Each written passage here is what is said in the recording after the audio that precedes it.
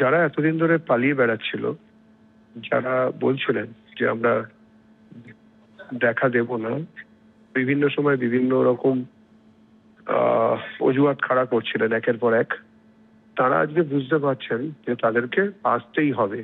নতুন সরকার কাউকে কোন রকম পলিটিক্যাল ইমিউনিটি দেবে না, আসতেই হবে, পালিয়ে বাঁচা যাবে না।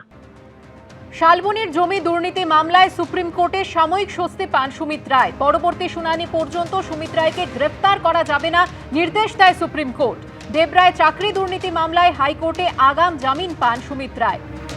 গতকালও রক্ষা কবচে হাইকোর্টের দ্বারস্থ হন অভিষেকের পিএ। শালবনী ও ডেবরার মামলা ছাড়াও আরও 4টি এফআইআর রয়েছে সুমিত রায়ের বিরুদ্ধে। রক্ষা কবচের জন্য আদালতের দৃষ্টি আকর্ষণ করেন তিনি। দ্রুত শুনানির আর্জি খারিজ করে দেন বিচারপতি সৌগত ভট্টাচার্য। আর এই পরিস্থিতিতেই শালবনীর জমি দুর্নীতি মামলায় আজ ভবানী ভবনে হাজিরা দিলেন অভিষেক বন্দ্যোপাধ্যায়ের আপ্তসহায়ক সুমিত রায়। আরো একবার চলে যাব আমাদের প্রতিনিধি পার্থপ্রতিম ঘোষের কাছে। পার্থপ্রতিম, যেমনটা তুমি জানাচ্ছিলে যে শুধুমাত্র যে এই শালবনীর জমি দুর্নীতি মামলা তার বিরুদ্ধে রয়েছে তা নয়, আরো একাধিক মামলা রয়েছে তার বিরুদ্ধে।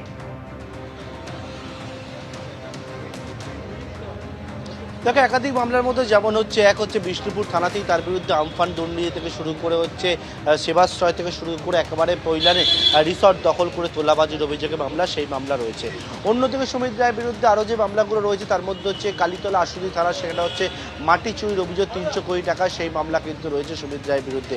অন্যদিকে হচ্ছে রবীন্দ্রনগর থানা, সেখানেও সেবাশ্রয় অভিযোগ, সেবাশ্রয়ের একেবারে রোগীর করা অভিযোগ রয়েছে, যেখানে হচ্ছে যে রোগীর যে অভিযোগ ছিল সেটা হচ্ছে যে তাকে চিকিৎসা পরিষেবা দেওয়ার জন্য রোগীর ক্ষতি হয়েছে। এইরকম একের পর এক অভিযোগগুলো রয়েছে বিভিন্ন থানায়, তার মধ্যে বেশিরভাগই হচ্ছে ডায়মন্ড হারবার পুলিশ ডিস্ট্রিক্টের মধ্যে। এই সকল মামলাগুলিতে প্রতিটাতেই যেখানে যেখানে অভিষেক বন্দ্যোপাধ্যায়ের নাম রয়েছে সেখানে সেখানে তার আপ্তসহায়ক সুমিত রায় তার কিন্তু নাম রয়েছে, এবং সেখানে একেবারে একাধিক যে সমস্ত যে এফআইআরগুলো হয়েছে তাতে হচ্ছে নন বেলেবল সেকশনে রয়েছে সুমিত রায়। তুমি দেখেছিলে গত 29শে জুলাই, এবং সেক্ষেত্রে হচ্ছে সুমিত রায়ের খোঁজে একদিকে যেমন প্রথমে শালবনী থানা পুলিশ অভিষেক বন্দ্যোপাধ্যায় বাড়ি গিয়ে পৌঁছেছিল, তারপর আমরা কি দেখি যে বিষ্ণুপুর থানা পুলিশ সুমিত রায়ের খোঁজে তার ক্যানাল রোডে নিউ আলিপুরে সেই বাড়িতে গিয়ে পৌঁছায়, সুমিত রায়ের খোঁজ করে, এবং তারপর হচ্ছে পৈলানে এই যে রিসর্টের করা যে অভিযোগ, তোলাবাজির অভিযোগ, সেই অভিযোগে 20 লক্ষ টাকা তাদের কাছ থেকে তোলা নেওয়া হয়। দীর্ঘদিন ধরে তাদের ঘর দখল করে রাখা হয়, সেখানে রিসর্টের মধ্যে সুমিত রায় তিনি নিজে ছিলেন, এবং এই পরিপ্রেক্ষিতে হচ্ছে সুমিত রায়ের বিরুদ্ধে এফআইআর ছিল। সেই এফআইআরে হচ্ছে সুমিত রায়কে খোঁজে যায় তারা পুলিশ, এবং সেক্ষেত্রে পুলিশ না পাওয়ায় তাকে হচ্ছে নোটিশ দেওয়া হয়, পুলিশকে তদন্তকারীদেরকে সহযোগিতা করে, কিন্তু সুমিত রায় তিনি হচ্ছে সেই নোটিশে রিপ্লাই করেননি, তিনি হচ্ছে সহযোগিতা করেননি।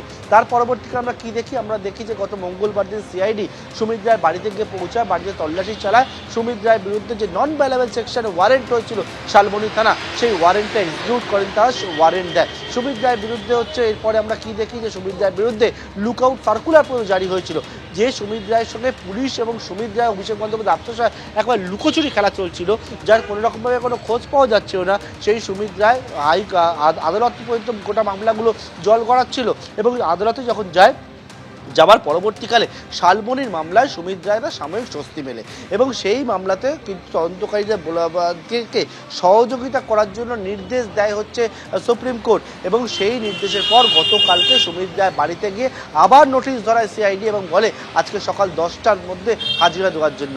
তারপর ভবানী ভবনে সুমিত রায় তিনি একটা ব্ল্যাক কালারের গাড়িতে করে এলেন, 4 হুইলারে করে এসে ভবানী ভবনে তিনি গেলেন ভেতরে, তদন্তকারীদের জিজ্ঞাসাবাদের মুখোমুখি হয়েছেন, কিন্তু সংবাদ মাধ্যমের তার কাছে প্রশ্ন ছিল অনেকগুলো, সেই প্রশ্নের কোনো উত্তর দেননি। সুমিত রায়ের বিরুদ্ধে স্পেসিফিক করে আবার বলে দেবো যে মামলাগুলো রয়েছে তার মধ্যে ডেবরার যে মামলা, চাকরি দেওয়ার নাম করে প্রতারণার অভিযোগ, সেই মামলায় সুমিত রায় হাইকোর্ট থেকে হচ্ছে রিল্যাক্সেশন পেয়েছে, রক্ষা কবচ পেয়েছে। শালবনীর মামলায় পরবর্তী শুনানির তারিখ পর্যন্ত 14ই আগস্ট পর্যন্ত সাময়িক স্বস্তি পেয়েছে, কিন্তু বিষ্ণুপুর হোক, রবীন্দ্রনগর হোক, বা এই রিসর্টের নামে যে অভিযোগ, ডায়মন্ড হারবার, এই সমস্ত মামলায় কিন্তু সুমিত রায় কোনোরকমভাবে কোনো রিল্যাক্সেশন এখনও পর্যন্ত পায়নি, কোনো প্রোটেকশন কিন্তু তার নেই। ইতিমধ্যেই শালবনীর মামলায় অভিষেক বন্দ্যোপাধ্যায়ের আপ্তসহায়ক তিনি সিআইডি জিজ্ঞাসাবাদের মুখোমুখি হয়েছেন, এবং ভবানী ভবনে আমরা দাঁড়িয়ে রয়েছি, সেখানে 4 তলায় সিআইডি আধিকারিকরা এই শালবনির যে জমি দুর্নীতির মামলা, সেই মামলায় অভিষেক বন্দ্যোপাধ্যায়ের আত্মসহায়ক সুমিত রায়কে বর্তমানে জিজ্ঞাসাবাদ চালাচ্ছেন সকাল 10টা থেকে। একেবারে পার্থপ্রতিম, তুমি আমাদের সঙ্গে থাকো। যেমনটা আমাদের প্রতিনিধি জানাচ্ছিলেন, শালবনির জমি দুর্নীতি মামলার অভিযোগ তো রয়েছে তার বিরুদ্ধে, সেই সঙ্গে আমফানে ত্রাণে দুর্নীতি, সেবাশ্রয় প্রকল্পে দুর্নীতি, মাটি চুরির অভিযোগ রয়েছে সুমিত রায়ের বিরুদ্ধে, সেই সঙ্গে পৈলানের রিসর্ট দখল করে রাখারও অভিযোগ রয়েছে। ভুরি ভুরি অভিযোগ সুমিত রায়ের বিরুদ্ধে এবং পুলিশ লাগাতার তল্লাশি চালিয়ে গেছে। কার্যত উধাও হয়ে গিয়েছিলেন তিনি, অবশেষে আজ হাজিরা দিলেন সুমিত রায়। কালীঘাটপন্থী তৃণমূল বিধায়ক কুণাল ঘোষ তিনি সুমিত রায়কে নিয়ে এর আগে বলেছিলেন যে এই সুমিত রায়ের মতো ব্যক্তিদের জন্যই দলের অনেক ক্ষতি হয়েছে। সুমিত রায়ের বিষয়ে আমি কোনো মন্তব্য করব না, এসব বিরাট উপদিক্কার ব্যাপার। হ্যাঁ, কার্যত তিনি মানে বস, তিনি তার ফ্যান ক্লাব হয়ে গেল। সুমিত রায় ফ্যান ক্লাব, সেই ফেরেবাজগুলো কোথায়, সেগুলোকে একবার পুলিশ কান ধরে টেনে আনুক যে সুমিত রায় ফ্যান ক্লাব। ইয়ার কি হচ্ছে? সুমিত রায়কে খুশি না থাকলে অভিষেকের টাইম পাওয়া যাবে না। অর্ধেক কর্মীদেরকে হতাশ করা হয়েছে। এইসব সুমিত রায় জাতীয় লোকজন, এরা গোটা পার্টিটার 12টা বাজিয়ে দিয়েছে।